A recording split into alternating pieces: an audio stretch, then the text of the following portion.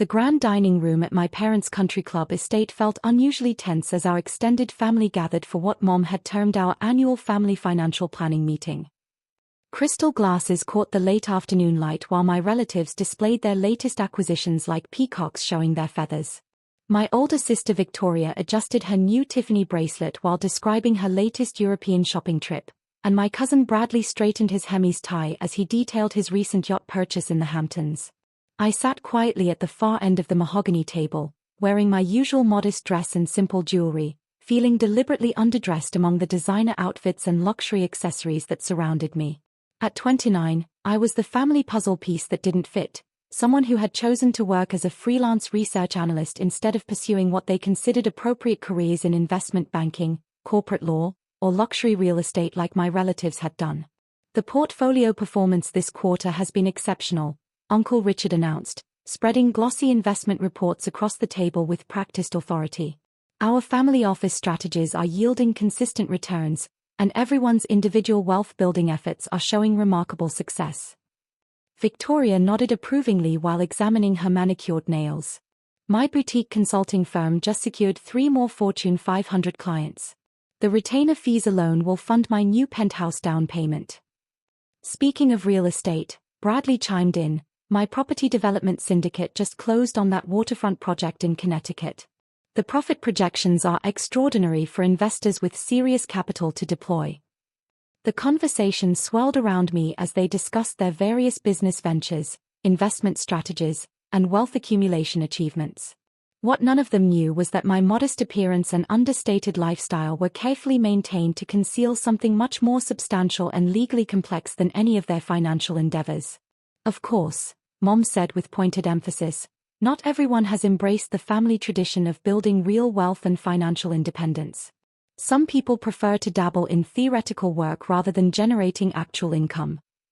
The comment was clearly directed at me, and I could feel the weight of their collective judgment as they prepared to deliver what I recognized as a coordinated intervention about my career choices and financial priorities. Research analysis for academic institutions, Victoria said with barely concealed condescension, isn't exactly what we'd call wealth-building work. How much do those little reports actually pay? Enough to cover your studio apartment rent. Barely, I imagine, Bradley added with a laugh.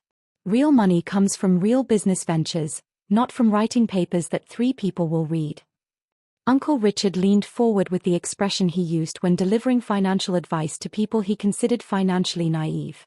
Amanda, it's time for some honest family conversation about your future. You're pushing 30, and you have nothing to show for it, no property ownership, no investment portfolio, no business equity. The words hung in the air like expensive cologne, overwhelming and impossible to ignore.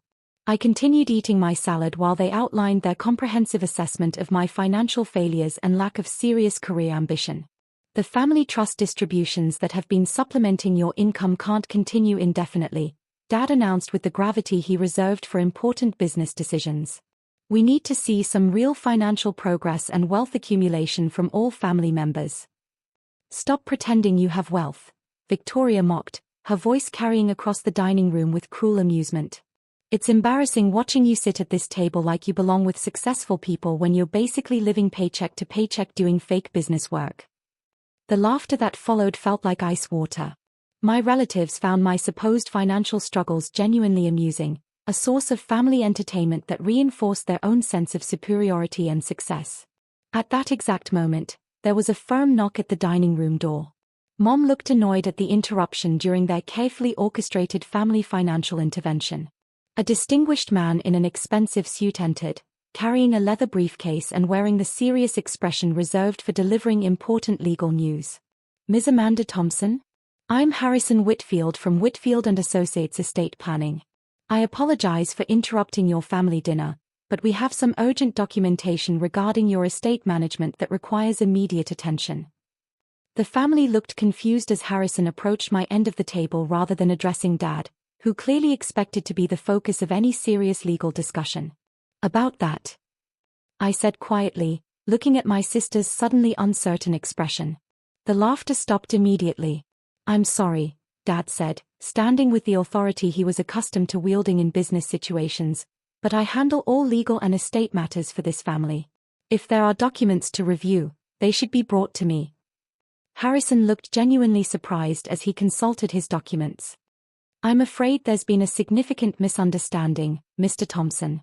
Amanda has been the primary estate administrator and financial trustee for the family holdings since her 26th birthday. All major financial decisions and asset management flow through her authority." The silence that followed was so complete I could hear the grandfather clock ticking in the adjoining room. "That's completely impossible," Victoria said weakly, though her voice lacked its usual confidence. "Amanda doesn't have any financial expertise or legal authority for estate management." Harrison opened his briefcase and pulled out several official documents bound in blue legal covers. "Actually, Ms. Thompson completed her estate planning certification and fiduciary management credentials 4 years ago through Columbia's executive program. She's been managing the family estate portfolio very successfully since then." Uncle Richard's face had gone pale. "What family estate portfolio?" "The Thompson Family Trust established by your grandfather in 1987, Harrison explained, consulting his documents with professional precision.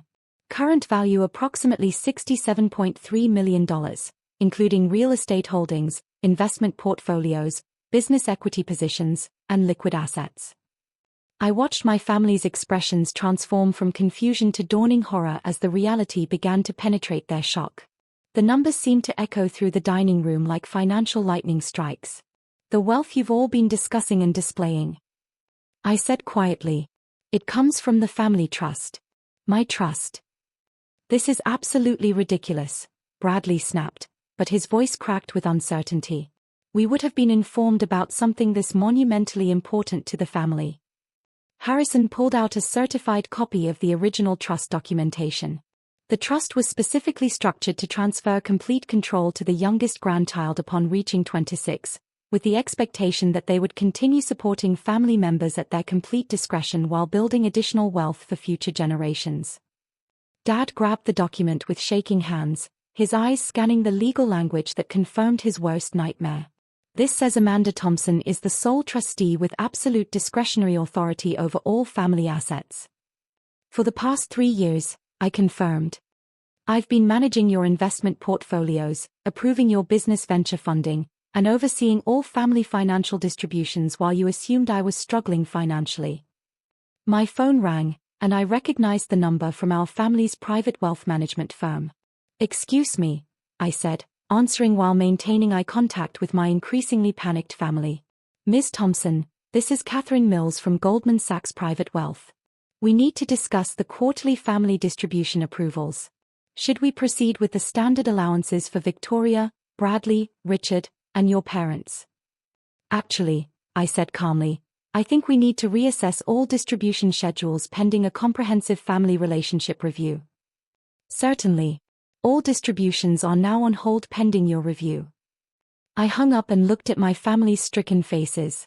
"That was Goldman Sachs confirming that your monthly allowances are now under review." "Monthly allowances?" Victoria whispered, her designer bracelet suddenly feeling heavy on her wrist. Harrison consulted his tablet and began reading financial details that shattered their remaining illusions. Victoria Thompson receives $35,000 monthly for lifestyle maintenance and business development. Bradley Thompson receives $28,000 for investment activities and personal expenses. Richard Thompson receives $22,000 for discretionary spending, and Mr. and Mrs. Thompson receive a combined $45,000 for household and personal expenses. The numbers hung in the air like financial bombs exploding in slow motion. "This is absolutely insane," Uncle Richard exploded, though his voice shook with panic rather than authority. "Even if this paperwork is somehow legitimate, I've been managing my own investments for 30 years.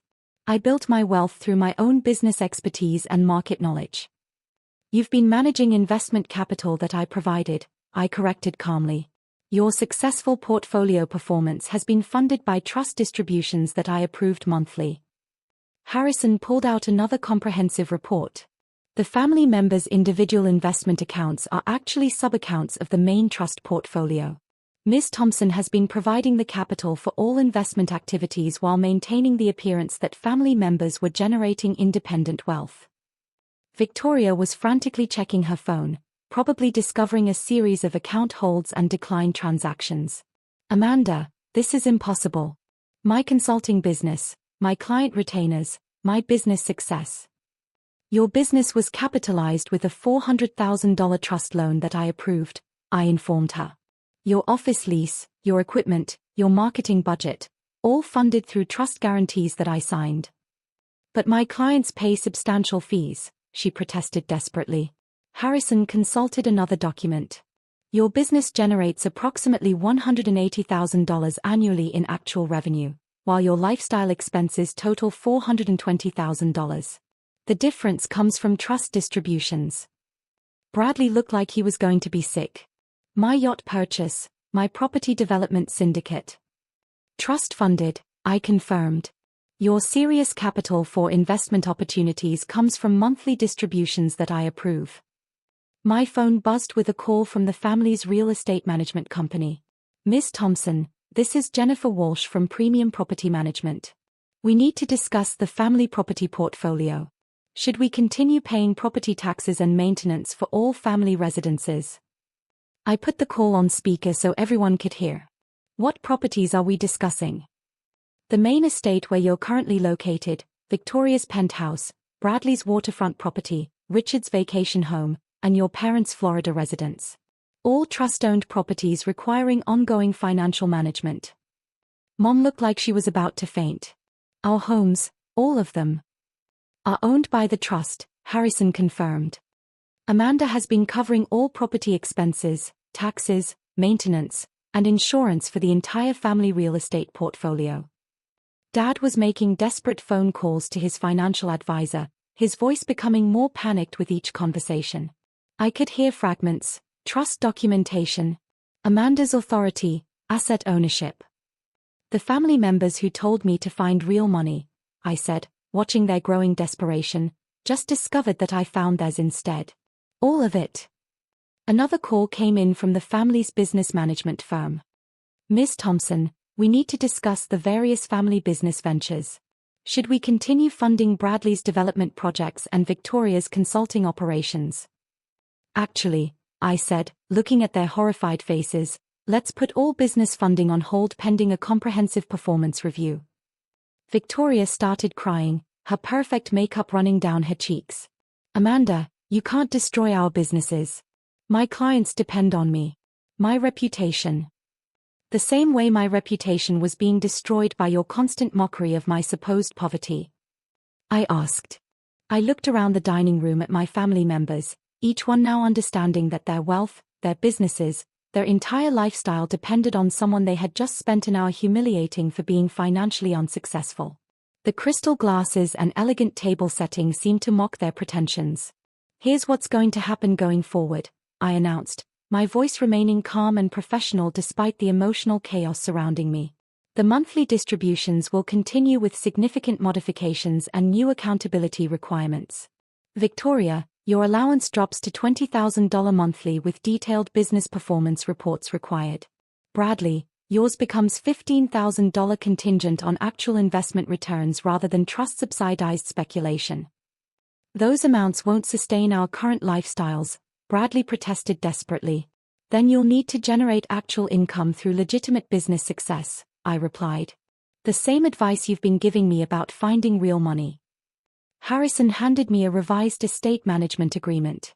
I'll also be implementing mandatory quarterly family meetings where each beneficiary must present detailed financial reports and justify continued trust support. You're treating us like charity cases, Uncle Richard said weakly. You are charity cases, I corrected. Very expensive ones who've been consuming trust resources while lecturing the trust administrator about financial responsibility. Dad signed the new agreement with trembling hands. Amanda, what about our property? Our home will remain available as long as family members demonstrate respect for the trust administrator and appreciation for the financial support they receive, I informed him. Continued mockery of my supposed financial failures could result in housing allowance reassessments. Victoria grabbed my arm desperately. Amanda, we're genuinely sorry for everything we said today. We had no idea about your actual position. Now you do, I replied gently. And now we have formal trust agreements that reflect reality instead of your assumptions about who controls the family wealth. As Harrison prepared the final documentation, I stood to address my humbled family one last time. The research analysis work you've been dismissing? It's expanding into a $15 million educational foundation, which means less money available for family lifestyle maintenance. The number hit them like a financial asteroid. Money they had considered their automatic inheritance was being redirected to the academic work they had mocked. The family that said stop pretending you have wealth, I concluded, just discovered that I actually control all their wealth. Every trust fund, every property, every monthly allowance, every business loan, all of it flows through my decisions.